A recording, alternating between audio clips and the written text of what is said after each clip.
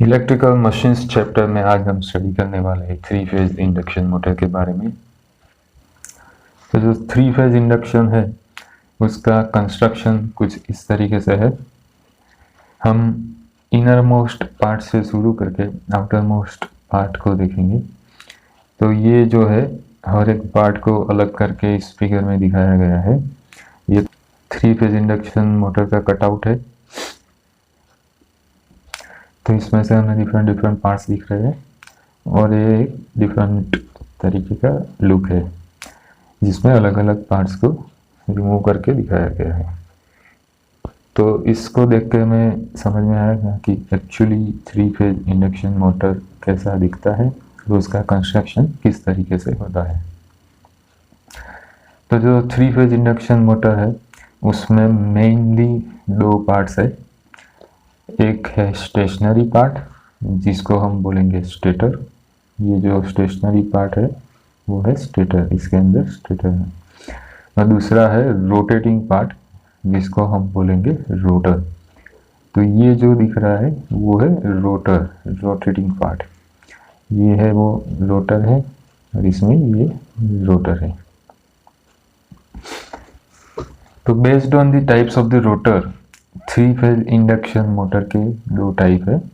Squirrel cage rotor होगा तो squirrel cage type induction motor, and wound rotor होगा या स्लिप रिंग उसको भी बोलते हैं।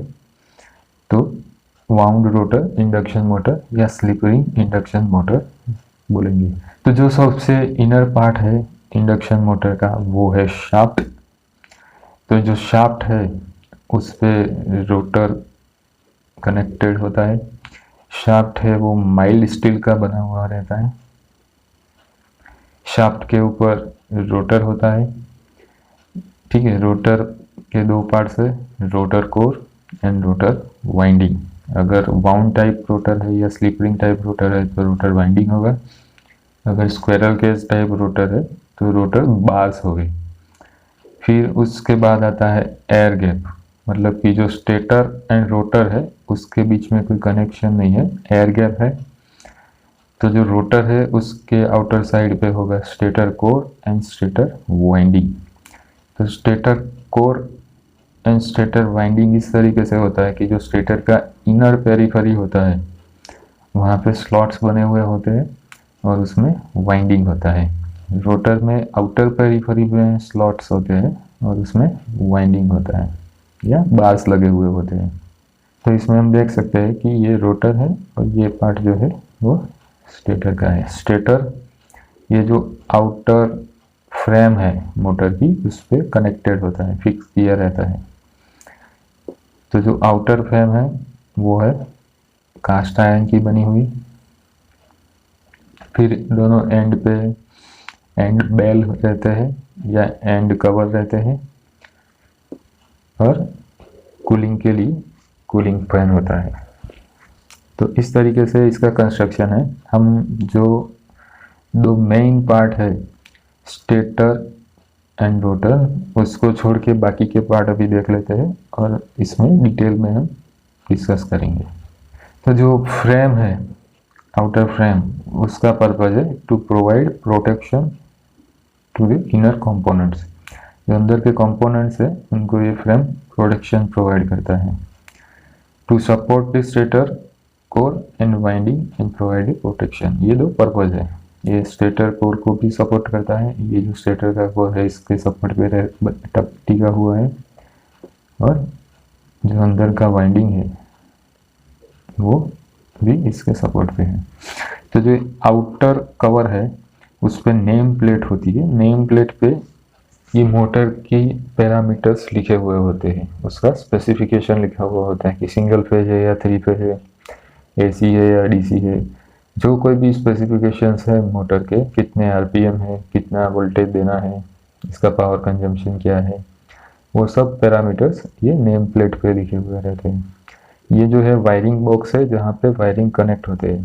तो जो अंदर से वायर्स आते हैं वो इधर टर्मिनल के साथ कनेक्ट होते हैं और ये टर्मिनल पे हमारा जो आउटर सप्लाई का वाइंडिंग है वो कनेक्ट होता है।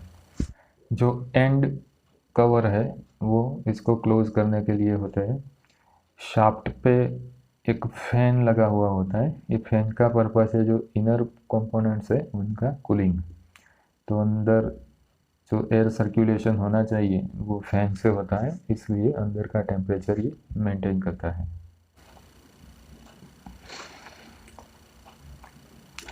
ये जो बीयरिंग है वो दो टाइप्स की होती है, बॉल टाइप की भी हो सकती है या कभी कभी रोलर बेयरिंग भी होती है।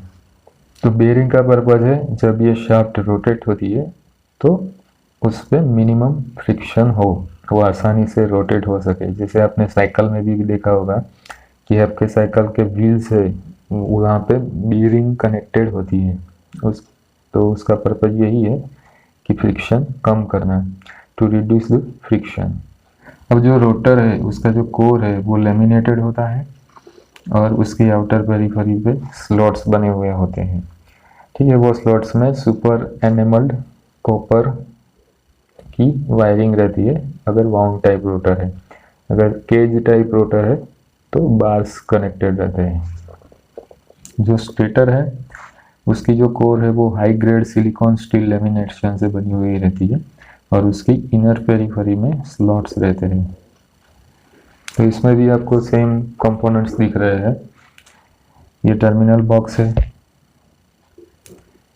फिर ये रोटर है, ये उसकी शाफ्ट है, इधर बीयरिंग्स है, ये आउटर कवर है, ये फैन कवर है,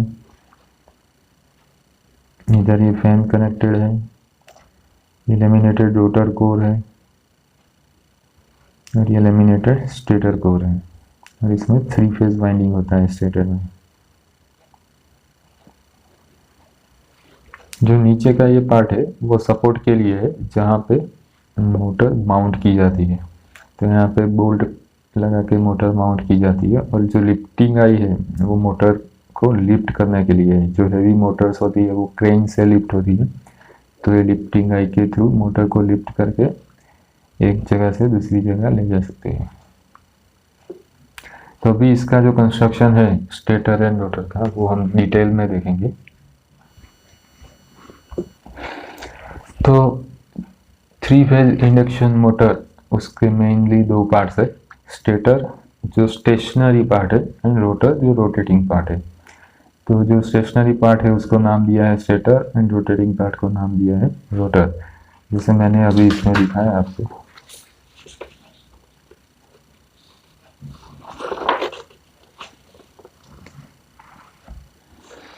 तो जो रोटर है वो 2 टाइप के होते हैं, squirrel cage and wound type.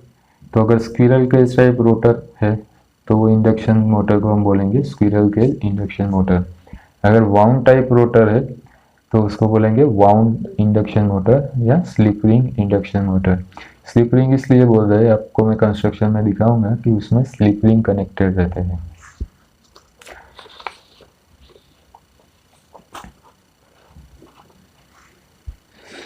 जो स्टेटर है उसमें 2 पार्ट्स है main, stator core and stator winding. जो स्टेटर वाइंडिंग होता है वो 3 फेज वाइंडिंग होता है, 3 फेज ऐसी डिस्ट्रीब्यूटेड वाइंडिंग, वो स्टार या डेल्टा फॉर्म में कनेक्टेड होता है। तो अगर स्क्विरल के रोटर है तो जो स्टेटर वाइंडिंग है वो इस तरीके से है। इधर 3 फेज एसी सप्लाई दिया है, star connected 3 phase stator winding है, वो मैग्नेटिकली लिंक होगा रोटर के साथ।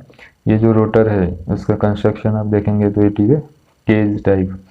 तो ये जो बार्स लगे हुए हो और ये एंड रिंग है उसकी वजह से ये स्क्विरल केज जैसा दिख रहा है, इसलिए इसका नाम बना है स्क्विरल केज रोटर। तो उसके सेंटर में शाफ्ट है, ये रोटर के बार्स है वो कॉपर के बने हुए होते हैं एंड स्लाइटली स्क्यूड रहते हैं। स्क्यूड मतलब एंगल पे, ऐसे स्ट्रेट नहीं है मगर एंगल पे है, और उसके एंड पे एंड रिंग्स कनेक्टेड रहती है। ये इसका साइड व्यू है। तो ये रोटर का कोर है और उसमें रोटर बार्स है, ये जो डॉट्स है वो रोटर बार्स है। तो इसका जो कंस्ट्रक्शन है वो simple, robust and most rugged construction है। इसलिए 90% ऑफ इंडक्शन मोटर जो है वो होती है 3 फेज इंडक्शन मोटर्स, और वो होती है squirrel cage type induction motors. उसका रनिंग परफॉर्मेंस अच्छा होता है और स्टार्टिंग टॉर्क कंपैरेटिवली कम रहता है। जो रोटर बार्स है वो एंड पे शॉर्ट सर्किटेड है by 2 end rings and it looks like cage used to keep squirrel, that's why it is called squirrel cage induction motor. Because of this end ring connection, दोनों and पे and rings है, उसकी वजह से कोई extra register अगर हमें rotor में ऐड करना है तो वो पॉसिबल नहीं है, क्योंकि ये फिक्स टाइप ऑफ कंस्ट्रक्शन है। मतलब कि आप एंड रिंग्स रिमूव नहीं कर सकते हो अपने कन्वीनियंस से, यहाँ कोई फैसिलिटी भी प्रोवाइड नहीं की जाती है to add resistors in the series with the bars. Now ये जो स्क्यूइंग किया गया है, रोटर बार्स आर स्क्यूड, उसका पर्पज ये है कि it reduces noise and vibration during the operation. जब रोटर रोटेट होगा उस टाइम पे जो नॉइस एंड वाइब्रेशन हो रहा है वो कम होगा। It minimise cogging. कॉगिंग का मतलब ये है कि it is magnetic locking between stator and rotor.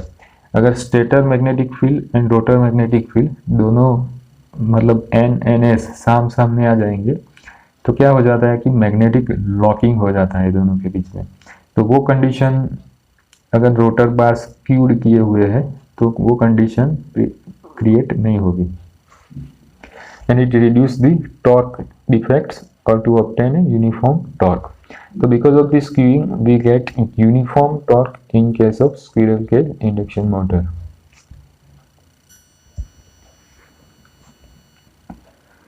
जो दूसरा टाइप है वो स्लिप रिंग टाइप रोटर है।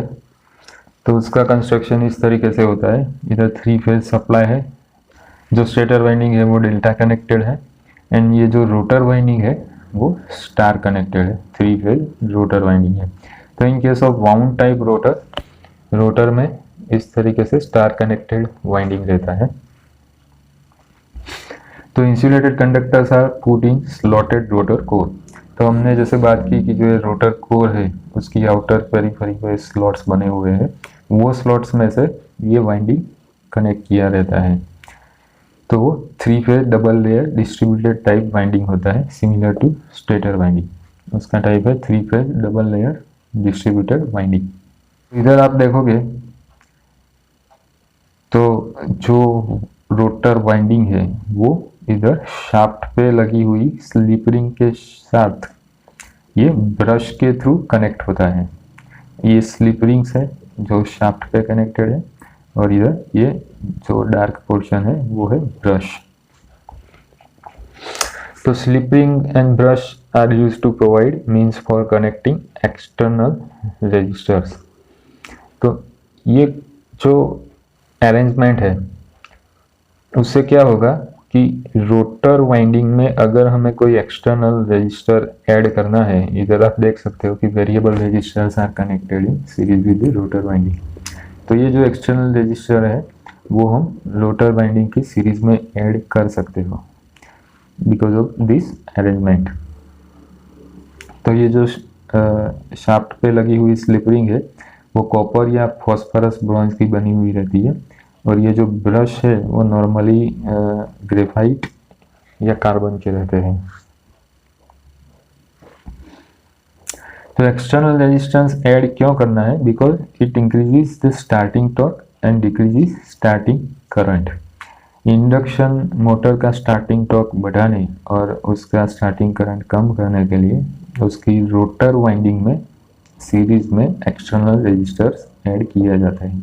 Also it is used to control the speed of the motor. तो ये हो गया वाउंड टाइप या slip ring type induction motor, जिसमें जो रोटर है वो स्टार कनेक्टेड होता है और उसके वाइंडिंग के जो एंड है वो स्लिप रिंग के साथ कनेक्टेड होते हैं। स्लिप रिंग नाम इसलिए दिया हुआ है क्योंकि वो ये शाफ्ट के साथ मतलब रिंग्स जो है कनेक्टेड रहते हैं, और वो रिंग पे कांटेक्ट के लिए जो है वो है ये हमारा ब्रश। तो वो ब्रश के पीछे स्प्रिंग लगी हुई होती है और इसलिए वो रिंग के साथ पूरा कांटेक्ट बनाए रखता है। और ब्रश के साथ है ये कनेक्शन ऑफ द रजिस्टर्स। तो अगर हमें रजिस्टर ऐड करना है तो because of this slip ring, ये हमारा क्रॉस सेक्शन व्यू है इसलिए आपको इस तरीके से दिख रहा है। Otherwise this slip ring and this slip ring it is a circular ring, तो ये मतलब एक साथ कनेक्टेड है। तो ये जो हमारा वाइंडिंग है उसके साथ ये रजिस्टर कनेक्ट होगा। सिमिलरली इसके साथ ये रजिस्टर कनेक्ट होगा, इसके साथ ये रजिस्टर कनेक्ट होगा। अभी ये जो रोटर एंड स्टेटर के कोर्स है ओके, वो बने हुए हैं सिलिकॉन स्टील के, मगर वो है लेमिनेटेड कोर। लेमिनेटेड स्टैंपिंग को एक दूसरे के साथ कनेक्ट करके ये stator core and rotor core को बनाया जाता है। अगर आप ट्रांसफार्मर पढ़ चुके हो तो भी आपको मालूम होगा कि जो ट्रांसफार्मर का कोर है वो भी लेमिनेटेड कोर रहता है। तो इसका पर्पज है to reduce the eddy current losses. जो स्टैंपिंग होते हैं उनकी थिकनेस है 0.35 to 0.5 mm।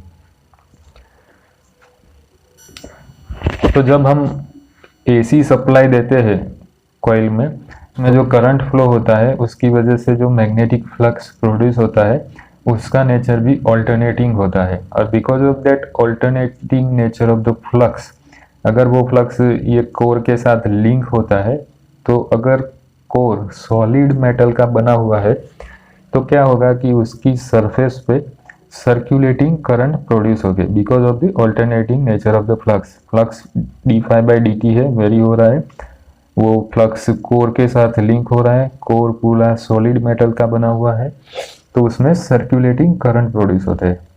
वो सर्कुलेटिंग करंट की वजह से लॉसेस होती है, हीट लॉस होती है, I²R लॉस होते हैं।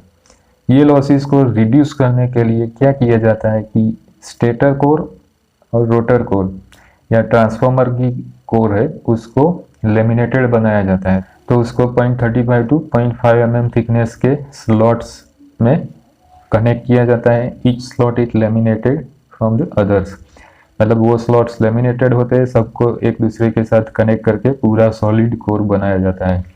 तो इससे क्या होगा कि जो सर्कुलेटिंग करंट प्रोड्यूस होगी जिसको हम एडी करंट बोलते हैं वो करंट की वैल्यू कम हो जाएगी और उससे जो हमारे लॉसेस है वो एडी करंट लॉसेस कम हो जाएंगे। So to reduce the eddy current losses laminated core is used. तो अभी हम सेम कंस्ट्रक्शन को 3D में देखेंगे जिससे आपको ओवरऑल आइडिया आ जाए कि एग्जैक्टली ये 3 फेज इंडक्शन मोटर का कंस्ट्रक्शन किस तरीके का होता है। So this is 3D model of our induction motor, 3-phase squirrel cage type induction motor. So you can see the outer look of this motor. तो ये मोटर अगर आप कहीं पे भी देखोगे बाहर से इस तरीके से दिखेगा। तो ये हमारा 3D मॉडल है तो इसको हम इस तरीके से रोटेट करके देख सकते हैं, जूम भी कर सकते हैं। तो ये उसकी नेम प्लेट है, नेम प्लेट पे जो डिटेल है आप देखिए। तो this is the type of the motor, type का नंबर है 1601, 3 फेज है, डेल्टा स्टार वाइंडिंग है, ये इसके वोल्टेज है, 30 किलोवाट की मोटर है, पावर फैक्टर cos5 उसका 0.85 है, उसका करंट रेटिंग भी दिया हुआ है दोनों वाइंडिंग के लिए, 50 हर्ट्ज सप्लाई है और ये उसका RPM दिया हुआ है, IP54 है, दैट इज उसका जो प्रोटेक्टिंग कवर है, प्रोटेक्शन किस टाइप का है। तो इस तरीके से नेम प्लेट डिटेल होती है। दिस इज टर्मिनल बॉक्स, ये जो है वो पूरा आउटर केस है, ये साइड के कवर है, इस साइड फैन कवर है साइड का, एंड दिस इज शाफ्ट। तो this is outer look of the 3 phase induction motor. यहाँ पे बोल्ट से उसको फ्लोरिंग के साथ, ग्राउंड के साथ फिक्स किया जाता है। उसको फिक्स करने के लिए स्पेशल कंस्ट्रक्शन बनाया जाता है, फाउंडेशन क्रिएट किया जाता है। तो अभी इसके डिफरेंट पार्ट्स हम देखेंगे। This is to lift the 3 phase induction motor, यहाँ से उसको लिफ्ट किया जाता है। तो these are the numbering for the different parts. हम उसका इंटरनल पार्ट्स देखेंगे। तो जो हमारे मेन पार्ट्स है वो है स्टेटर एंड रोटर।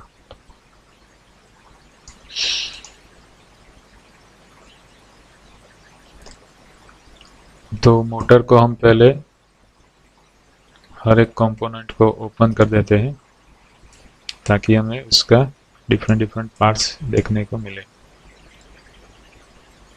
तो इसको हम एक एक कंपोनेंट को अलग करेंगे।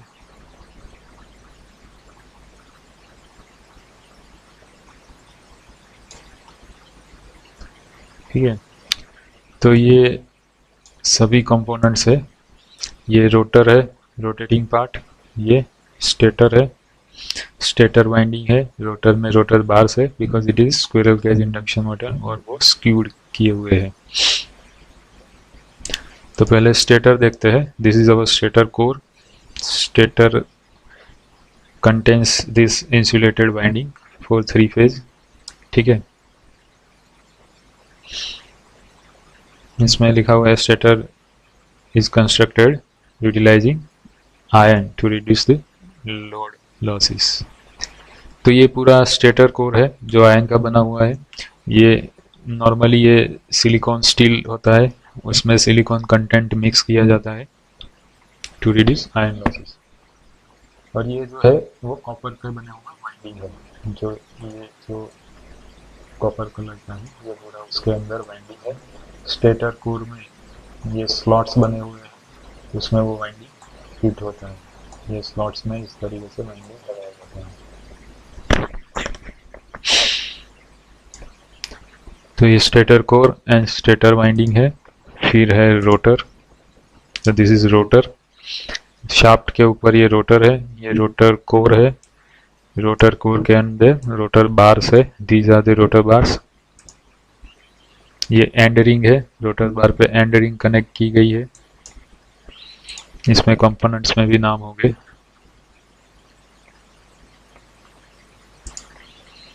This is rotor shaft. जो सेंट्रल में शाफ्ट है वो रोटेट होती है। दोनों ही साइड एंड रिंग्स है। These are the rotor bars. So rotor looks like this. फिर हम एक एक कंपोनेंट को देखते हैं। Axial fan. ये फैन जो है वो कूलिंग के लिए यूटिलाइज होता है। तो ये फैन शाफ्ट पे ही कनेक्टेड होता है। तो जैसे ही शाफ्ट रोटेट होती है ये फैन भी शाफ्ट के साथ रोटेट होता है। और जो इंटरनल वाइंडिंग और सब कंपोनेंट्स है, rotor core rotor winding and stator core stator winding, उसमें जो भी हीट प्रोड्यूस होती है तो उसके कूलिंग के लिए एक्सियल फैन यूटिलाइज होता है। फिर ये बीरिंग हाउसिंग है जहाँ पे बॉल बेयरिंग फिट होती है।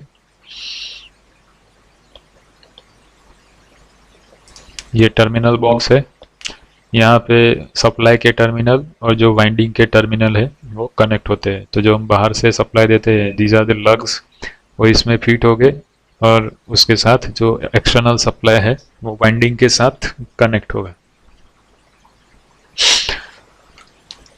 जो ये बोल्ट है वो इसको फिक्स करने के लिए है।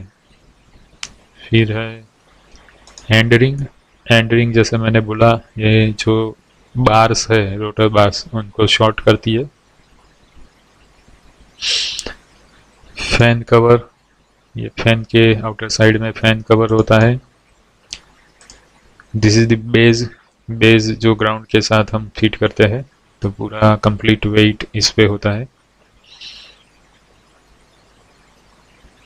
फिर ये जो फिन्स बने हुए हैं, जो बॉडी है योक की या आउटर कवर की जो बॉडी है उसमें जो ये फिन्स बने हैं उनका पर्पज है टू एक्सचेंज द हीट।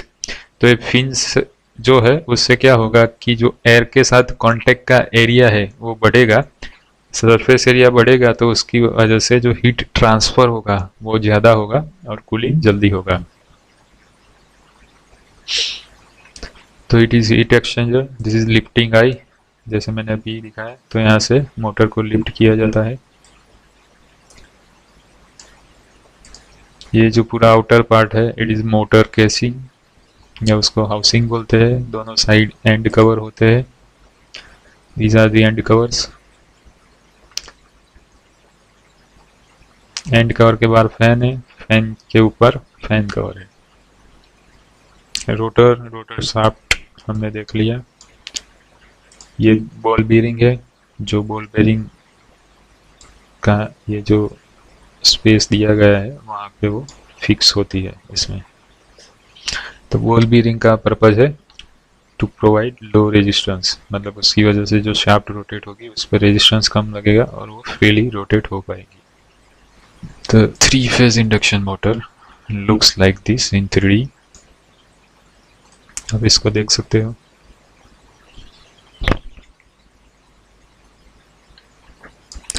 जो ये कोर होता है, stator core and rotor core, this is stator core and this is rotor core. वो दोनों ही इंसुलेटेड होते हैं, insulated from winding and insulated from each stamping. So this is the overall construction of the 3-phase squirrel cage type induction motor। तो इसमें mainly दो तरह के circuits है। एक है इलेक्ट्रिक सर्किट, जो हम एसी सप्लाई देते हैं वो वाइंडिंग में जाता है और वाइंडिंग में करंट फ्लो हो रहा है तो वो इलेक्ट्रिक सर्किट बनता है। और दूसरा है मैग्नेटिक सर्किट। तो जो कोर है उसमें मैग्नेटिक फील्ड होता है, मतलब जो स्टेटर वाइंडिंग है उसमें करंट फ्लो होगा, मैग्नेटिक फील्ड प्रोड्यूस होगा, वो रोटर के साथ लिंक होगा। तो ये दोनों ही मैग्नेटिक फील्ड की वजह से जो मैग्नेटिक लॉसेस होते हैं वो है hysteresis loss and eddy current loss. ये दोनों लॉसेस को रिमूव करने के लिए, स्पेसिफिकली जो एडी करंट लॉस है उसको रिमूव करने के लिए या कम करने के लिए जो स्टेटर एंड रोटर कोर है वो लेमिनेटेड स्टैंपिंग से बनाए जाते हैं। तो ये जो वर्किंग या principle of operation of 3-phase induction motor है वो थोड़ा ट्रिकी पार्ट है, तो इसको आपको ध्यान से समझना होगा।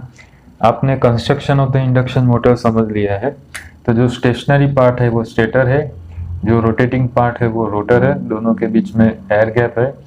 हम स्टेटर को सप्लाई देते हैं तो मैग्नेटिक फील्ड प्रोड्यूस होता है और वो मैग्नेटिक फील्ड रोटर के साथ लिंक होता है।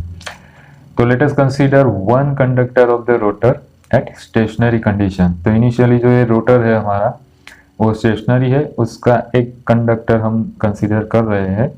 जो ये एरो है वो हमें मैग्नेटिक फील्ड दिखा रहे हैं because of the stator, and जो स्टेटर मैग्नेटिक फील्ड है वो रोटेट हो रहा है इन क्लॉकवाइज डायरेक्शन। तो this is the direction of the rotation of the stator magnetic field.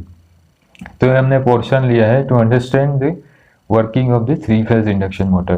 तो ये रोटेटिंग मैग्नेटिक फील्ड कैसे प्रोड्यूस हो रहा है उसका वीडियो मैंने ऑलरेडी पोस्ट किया हुआ है अलग से, तो आप वो देख सकते हो कि कैसे 3-phase सप्लाई हम 3-phase वाइंडिंग स्टेटर वाइंडिंग जो है उसको देंगे तो रोटेटिंग मैग्नेटिक फील्ड प्रोड्यूस होगा। Now when 3-phase AC supply is given to the stator winding, ये मैंने वीडियो में दिखाया हुआ है, 3-phase rotating magnetic field is produce, let it be clockwise. इस केस में हम कंसीडर कर रहे हैं कि जो रोटेटिंग मैग्नेटिक फील्ड है वो क्लॉकवाइज है। Now the magnetic field moving clockwise, ये मैग्नेटिक फील्ड क्लॉकवाइज मूव कर रहा है। जो हमारा रोटर कंडक्टर है वो स्टेशनरी है, तो with reference to magnetic field जो रोटर कंडक्टर है उसकी हम मोशन देखें तो वो क्या होगी, एंटी क्लॉकवाइज होगी। तो अगर रोटर कंडक्टर को हम with respect to magnetic field consider करें, for example magnetic field stationary हम कंसीडर करें, तो ये जो direction of the motion of the rotor conductor होगी वो क्या होगी, anti clockwise.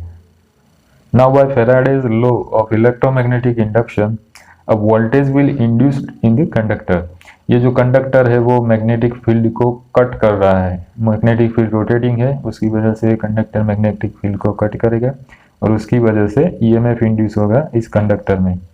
And as the conductor is short circuited by end ring, suppose squirrel cage type rotor है तो उसके जो एंड है वो एंड रिंग के साथ कनेक्टेड है, जो रोटर बार्स है वो शॉर्ट सर्किटेड है। अगर वाउंड टाइप या slip ring type induction motor है तो उसका जो वाइंडिंग है वो शॉर्टेड है या कनेक्टेड है टू द एक्सटर्नल रेजिस्टर्स। तो because of that the current will flow in the conductor. ये जो करंट इंड्यूस हो रहा है उसकी डायरेक्शन हम फाइंड कर सकते हैं utilising Fleming's right hand rule. तो फ्लेमिंग्स का राइट हैंड रूल इस तरीके से है, ये thumb, first finger and second finger तीनों एक दूसरे से परपेंडिकुलर है। तो सेम प्लेन में ये दोनों परपेंडिकुलर है और उसके परपेंडिकुलर में ये फिंगर है। तो जो थंब है वो हमें मोशन की डायरेक्शन देगा, जो फर्स्ट फिंगर है वो फील्ड की डायरेक्शन देगा और जो सेकंड फिंगर है वो करंट की डायरेक्शन देगा। तो if we utilise Fleming's right hand rule in this case, हमारा जो फील्ड है उसकी डायरेक्शन डाउनवर्ड है, जो कंडक्टर है उसकी मोशन एंटी क्लॉकवाइज है। तो ये मोशन हो गया, ये फील्ड हो गया। तो जो करंट इंड्यूस होगा वो कैसा होगा, अपवर्ड डायरेक्शन में होगा। तो उसके लिए हमने डॉट नोटेशन यूटिलाइज किया है। The meaning of the dot is current की डायरेक्शन अपवर्ड है, इस तरीके से लिया। This is the direction of the motion anti clockwise, this is the direction of the flux and dot indicates direction of the current. The direction of the conductor is anti-clockwise because conductor stationary है, field clockwise rotate हो रहा है।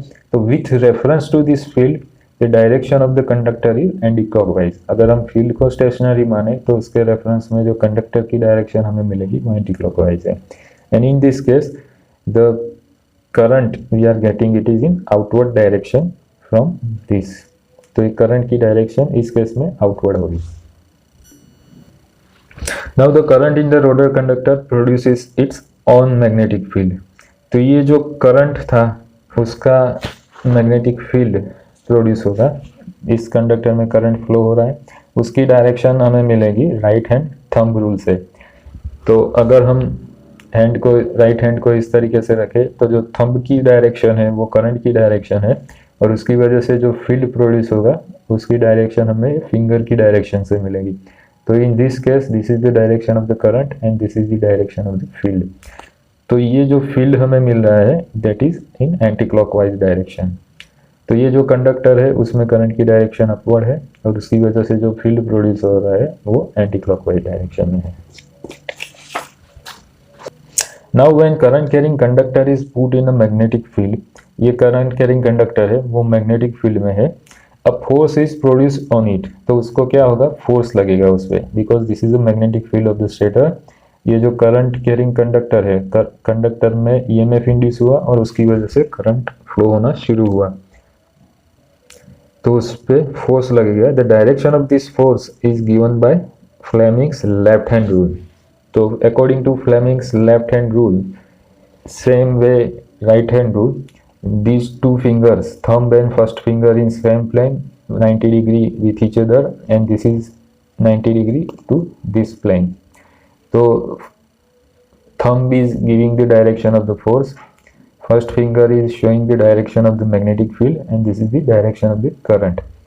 तो अगर हम इस तरीके से देखें तो जो फोर्स लगेगा that is in left to right direction, meaning this direction। So we can get the direction of the force on the conductor, that is clockwise direction भी हम बोल सकते हैं। तो फील्ड भी clockwise फ्लो हो रहा है, जो फोर्स कंडक्टर पे लग रहा है वो भी clockwise है। It can be seen that the force acting on the conductor is in same direction as the direction of the rotating magnetic field।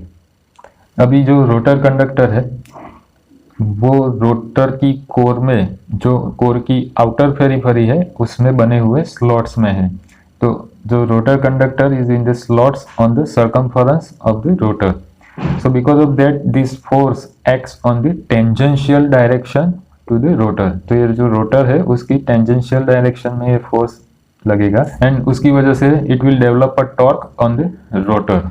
तो ये फोर्स की वजह से रोटर पे टॉर्क लगेगा और similar torques are produced on all the rotor conductors. तो ऐसे जितने भी रोटर कंडक्टर है सभी में इस तरीके से जो क्लॉकवाइज डायरेक्शन में फोर्स लगेगा उसकी वजह से जो रोटर पे similar kind of torque produce होगा। नाउ अभी हमने कंस्ट्रक्शन में देखा कि जो रोटर है वो एंड पे बॉल बेयरिंग पे कनेक्टेड है। जो रोटर की शाफ्ट है, मोटर में सेंटर में शाफ्ट है, शाफ्ट पे रोटर है, शाफ्ट है वो एंड पे बॉल बेयरिंग पे कनेक्टेड है, means it is free to rotate. So since the rotor is free to move, it starts rotating in the same direction as the direction of the magnetic field. Magnetic field भी clockwise direction में rotate हो रहा है, and in this case rotor is also rotating in the clockwise direction. Hence we can say that the three-phase induction motor is self-starting, because when we give the supply to the three-phase induction motor, rotor starts rotating. As the operation of this motor depends on the induced voltage in its rotor conductor, it is called induction motor. तो ये जो operation था ये हमने देखा कि rotor conductor में EMF induce हुआ, उसकी वजह से करंट प्रोड्यूस हुआ और उसकी वजह से जो फील्ड प्रोड्यूस हुआ।